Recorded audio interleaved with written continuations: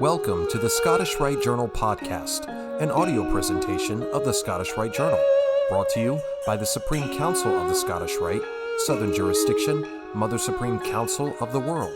This week's article is Masonic Light from the East, the Square and Compasses in Ancient China, by Patrick Mendes, 32nd degree, and comes from the January-February 2015 issue of the Scottish Rite Journal. Freemasonry symbols invented in the West were first used in the ancient East. Almost 5,000 years ago in ancient China, the legendary founding Han Emperor Fuxi and his consort Nua used a square and a pair of compasses as their traditional emblems. It preceded by millennia the medieval stonemasons, who are traditionally associated with the square and compass symbols, and the fabled builder of King Solomon, 970 to 931 BC, in Masonic literature. After the founding of the Grand Lodge of England in 1717, the Brethren commissioned Reverend Dr. James Anderson to formulate and publish the Constitutions of the Freemasons, 1723. The tome understandably contained no references to China or the ancient Chinese classics that celebrate Fuxi, the first of the three sovereigns, the progenitor and mythical hero of Chinese civilization, and the inventor of writing, fishing, and trapping after a great flood. Frescoes of Fuxi in Nua were excavated by a British archaeologist in Xinjiang province in 1925, almost 200 years after the publication of Anderson's Constitutions.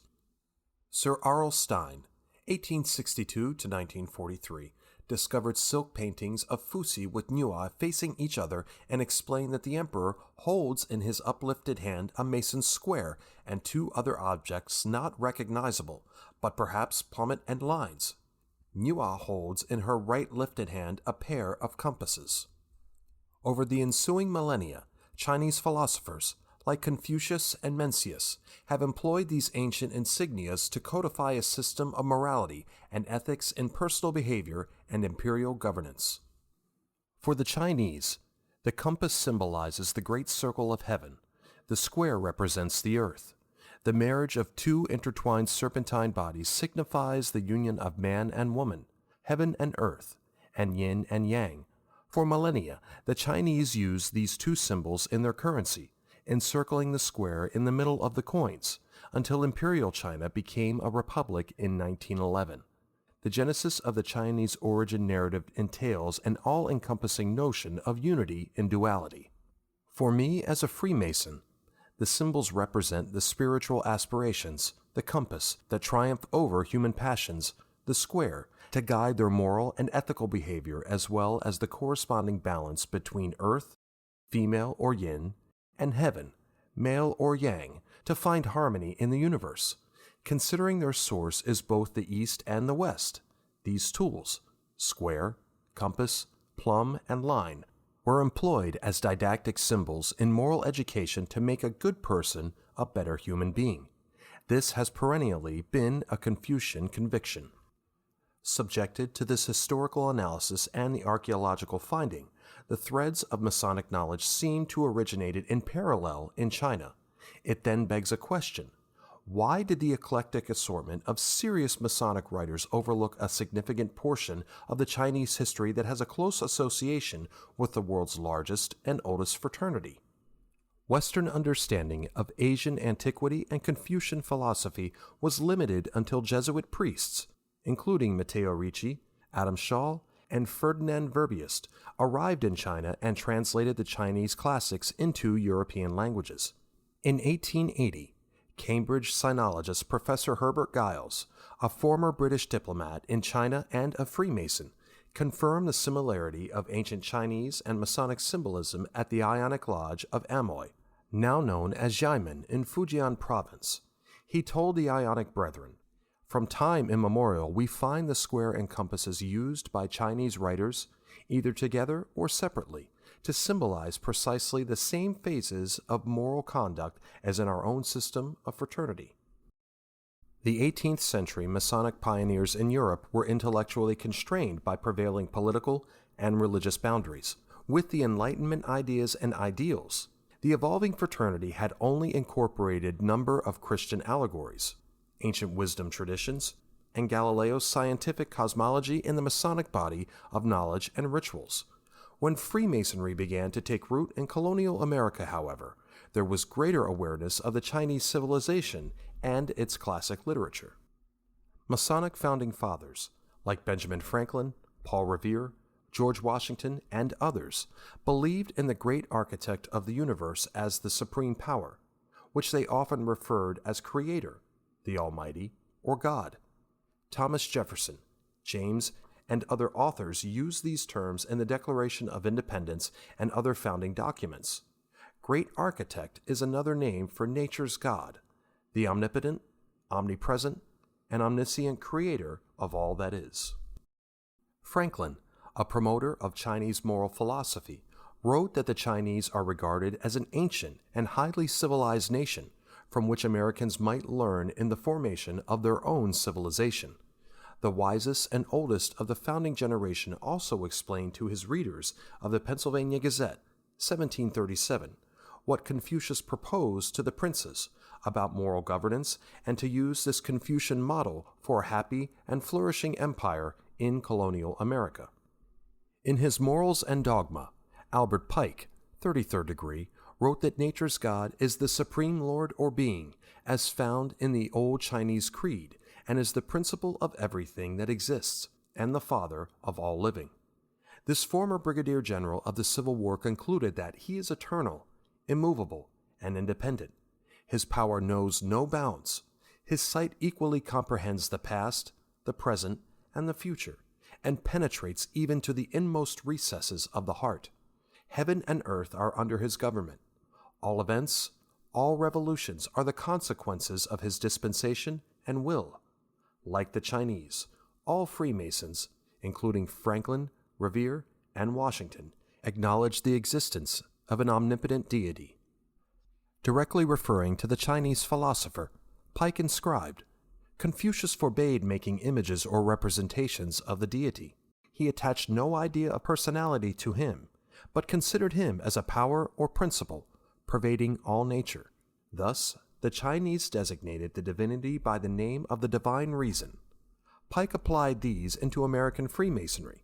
He believed in a divinity as represented under the general emblem of the visible firmament and the particular symbols of the sun, the moon, and the earth, because by their means we enjoy the gifts of the heaven or the Creator. This illustrious Masonic author further elaborated that the sun is the source of life and light. The moon illuminates the world by night. By observing the course of these luminaries, mankind are enabled to distinguish between times and seasons. These celestial luminaries are purposefully depicted in the ancient murals of Fuxi and Yue.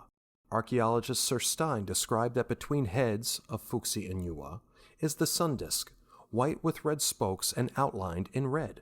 Outside and surrounding, it is a ring of small white disks, outlined in red and linked by a single red line, probably representing a constellation. In the triangle formed by bodies and their fused arms, in the space between their tails, is the moon, and down the two sides of the cloth are other constellations. The Great Bear is to the right. 13, this millennia-old cosmological symbol, shows the primordial couple of antiquity by illustrating their interdependent and complementary nature of duality in a single unity. Confucius and his followers used these symbols as didactic tools for moral and sacred teachings. Mencius, 372 to 289 BC, a disciple of Confucius, wrote, When the sages had used the vigor of their eyes, they called into their aid the compass, the square, the level, and the line, to make things square, round, level, and straight. The use of the instruments is inexhaustible. In his Freemasonry in the Eastern Hemisphere, Masonic writer Ray Denslow explains that the Analects by Confucius, 551 to 479 BC, originally refer to the square and other instruments to describe relationships for virtuous life and governance, buildings, geometry, human behavior, and even virtuous rule were thus intertwined. Mencius elaborated the notion when he said, The compass and square are the ultimate standards of the circle and the square. The sage is the ultimate standard of human relations. To be a ruler, one must carry out to the limit the way of the ruler. Otherwise, natural consequences would follow. According to Mencius, Confucius said, "There are but two ways to follow, that of humanity and that of inhumanity. A ruler who oppresses his people to the extreme will himself be slain and his kingdom will perish. If he oppresses not to the extreme, even then his life will be in danger and his kingdom will be weakened." Analogous to the heaven and earth connection of the Forbidden City, the Federal City, with the 10-mile square in Washington, District of Columbia, was designed to deal with other states and foreign nations squarely, a classic architectural illustration of the guiding principle of the founding vision. The occurrence of similar phenomenon in Beijing and Washington, either through the influence of the ancient Chinese classics directly or Masonic amalgams indirectly, may not have resulted from identical causes, but human minds are subjected to and guided by the same universal laws, or nature's God.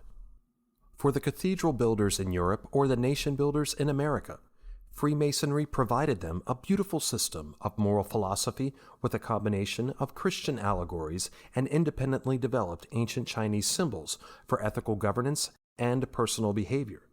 The grand architecture of cosmological design and its allusions to man and woman is decorated in the silk murals of Fuxi and Yua. Thus, the sun-rising Middle Kingdom has evidently given us a ray of illuminating light from the East for better understanding of the primordial philosophy of nature's God and its meanings enshrined in Masonic symbolism. Like and share this article, and don't forget to subscribe to the channel. If you wish to comment, please leave one, and as a reminder, hit the notifications bell. Any accompanying photographs or citations for this article can be found in the corresponding print edition. The Scottish Rite Journal is published by the Supreme Council of the Scottish Rite, Southern Jurisdiction, Mother Supreme Council of the World. Mark Dreisenstock, 32nd degree, KCCH, Managing Editor. I'm your host, Matt Bowers.